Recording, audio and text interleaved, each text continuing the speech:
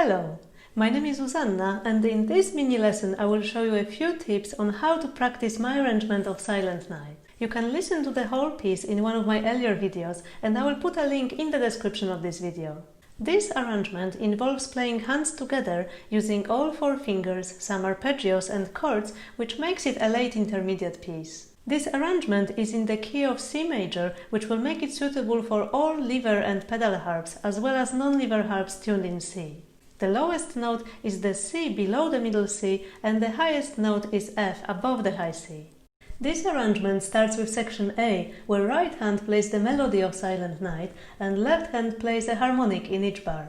You will notice a circle above each of the left hand notes, and that means they are to be played as harmonics. That's a technique of playing a note which gives you a tone one octave higher and is very special, delicate kind of sound. If you'd like to learn more about playing harmonics, I've made a whole other video about that, and I highly recommend you check it out. If harmonics still feel quite new to you and you're not sure they will come out the way you want them when you play this piece for others, don't worry, as there are quite a few ways around that in this arrangement. First, you can play all of the left-hand notes in the usual way, using just your second finger of the left hand and playing them an octave higher where harmonics normally would sound. Play them a little bit softer so they don't overwhelm the right-hand melody in this first section.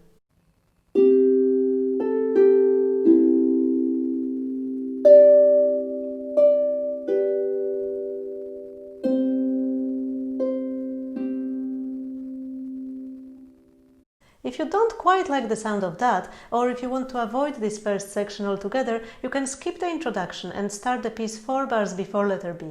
If you'd like to have a go at the harmonics, start by playing section A hand separately.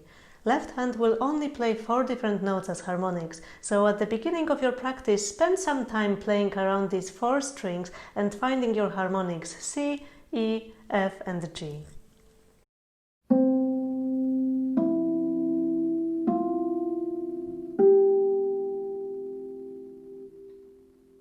This is also something you can do when you're getting ready to play this piece in public.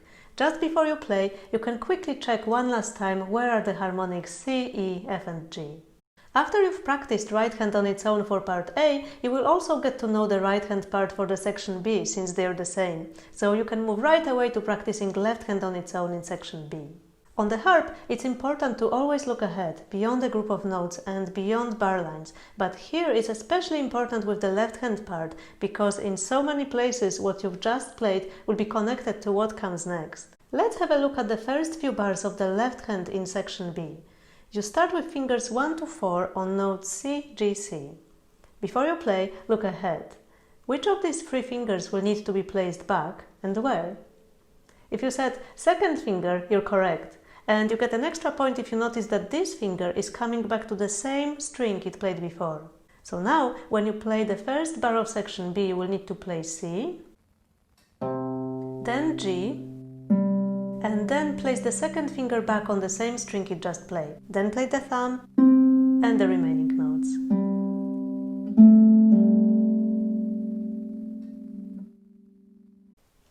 When you look at the next few bars of the left hand, you will see that this pattern will repeat a lot in section B. When you move from bar 28 to 29, your second finger will again go back to G. You don't have to connect fingers between these 2 bars, but regardless whether you choose to connect or not, it's again worth noting that your second finger lands again on G. From bar 30 to 31, G repeats one more time right after the bar line. You will be playing it with the 4th finger this time, but again, it will help you a lot if you're aware of that before you play the last note of the previous bar, as these are the same 2 notes.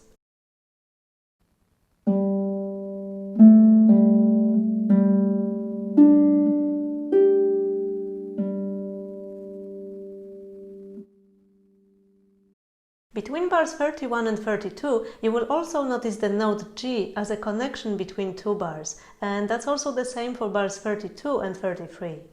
So one thought you will definitely find helpful when putting hands together in this section is remembering that the left hand keeps coming back to the G. Just a quick note. Although you may find learning each hand on its own rather straightforward, putting hands together in a piece like that, where they play mostly at the same time, can be quite challenging. So if you find that putting hands together takes a lot longer than playing them separately in this or any other piece, please don't worry, this is absolutely normal on the harp. One practice strategy that you may find useful when putting hands together is starting from an end of a phrase and going in the opposite direction. I'm going to show you how it works using as an example part of the section B. We will start from putting together bars 33 and 34. Your right hand will play C, C, G.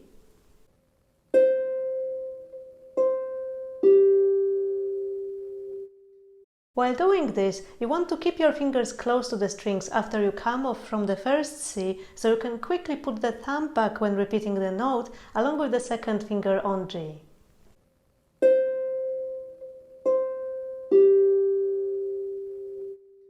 You can practice the placing by playing the group of notes as a chord after the first C, like this.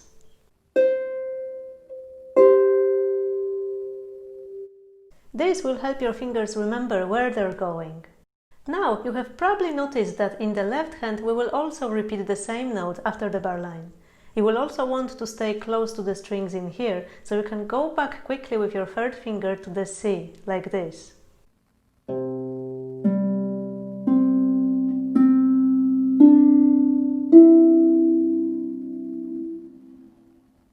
Let's slowly play these two bars together. Get your right hand second finger ready on the C, your left hand fingers 4 to 1 on the note C, G, C. We're going to play the beginning of the bar and then we will stop to let the right hand find the next group of notes. Remember to keep it close to the strings after coming off. You play fourth finger in the left hand, second in the right hand, and move the right hand to C and G. Once you're there, you can carry on with your left hand second finger. You will soon play hands together and have the left hand coming off, so remind your left hand that it needs to stay close to the string so you can easily get your three fingers on C, D, E. Playing thumb of the left hand, thumb of the right hand, and once you've placed the left hand on C, D, E, you can carry on.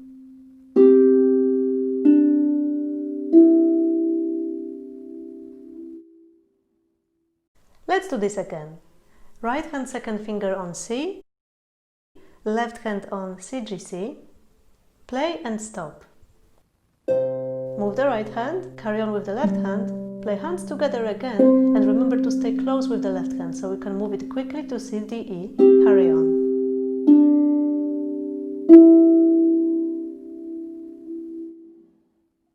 Now we're going to go back and add a little bit more of the left hand.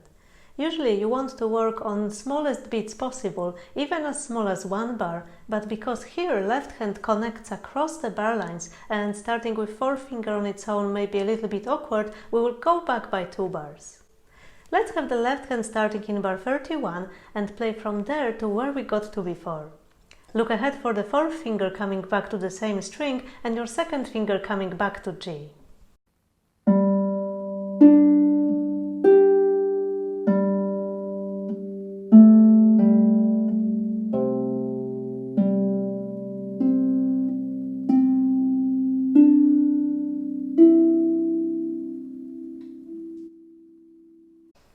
Now let's play these 4 bars again with the left hand, while right hand will join from the same place we started before, in bar 33.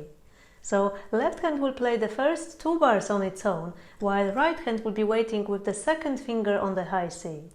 Get your right hand ready there now, and your left hand on the notes C, D, G from bar 31. Let's go from there. Remind your left hand that in the next 3 bars you will keep coming back to the G, where your fourth finger is now.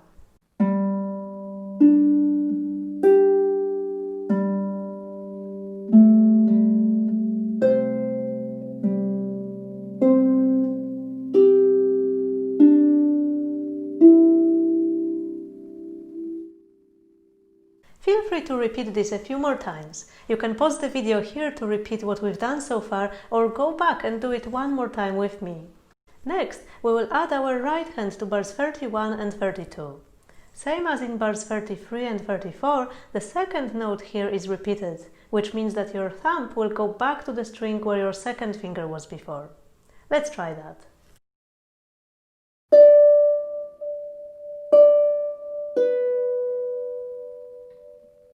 Now let's go from bar 31, hands together, all the way to bar 34.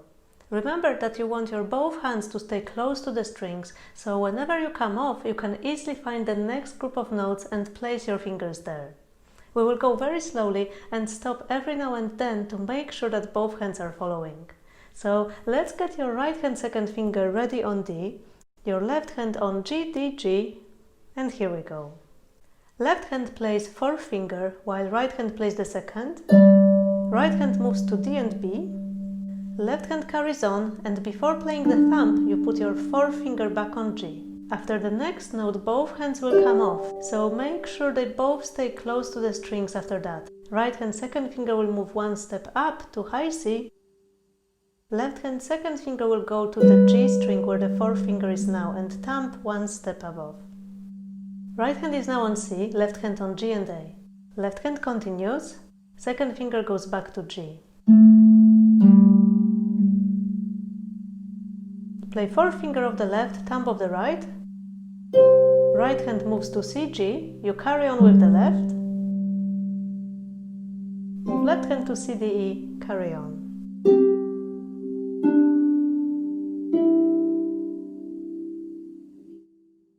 As you can see, there is a lot going on in here, and your fingers will definitely appreciate you letting them practice these 4 bars a few more times. Take as much time as you need in here to make sure your fingers are always ready on the strings they are about to play next.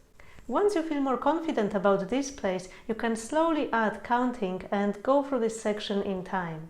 Go as slow as you need for your fingers to be able to make it on time to the next group of strings. It can be even as slow as that.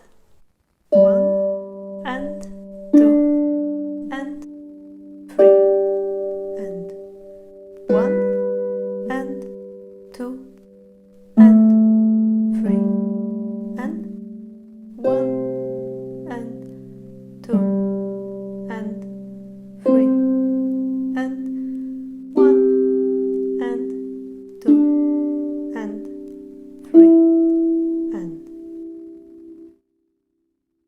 There is one great thing about this method of working on a piece where we take a small section and work through it in the opposite direction, as I call it backwards. And it's that your mind will very likely not recognize the melody straight away, and it won't rush you into playing faster than your fingers can. Very often, when we play a familiar piece of music, like Silent Night, we keep hearing it in our head, and usually what we hear goes a lot faster than what our fingers can do at the moment. So here we're kind of tricking our mind so it doesn't put any pressure on us by having recognized the melody and pushing us to play faster. Even when you put enough of a piece together to start recognizing the melody, do your best to stick to the speed that you started with. Counting out loud will definitely help to keep your tempo steady. Your next step in this piece could be adding more to the section that you've just started and possibly starting in a similar way on another section in the piece, for example, somewhere in the part C. I would recommend that you work on no more than 3 sections like that at the same time, so you can keep track of what's going on. Once you've got longer sections, for example 8 bars or more, you can start another one a few bars away and see if you can close the gap between the two. I'm curious to hear from you. Have you ever tried practicing your pieces like that? Have you found it helpful? Let me know in the comments. I will see you here for another episode of Coffee Break Harp after the Christmas break, so make sure you subscribe to get notified when we're back. Take care for now. Bye!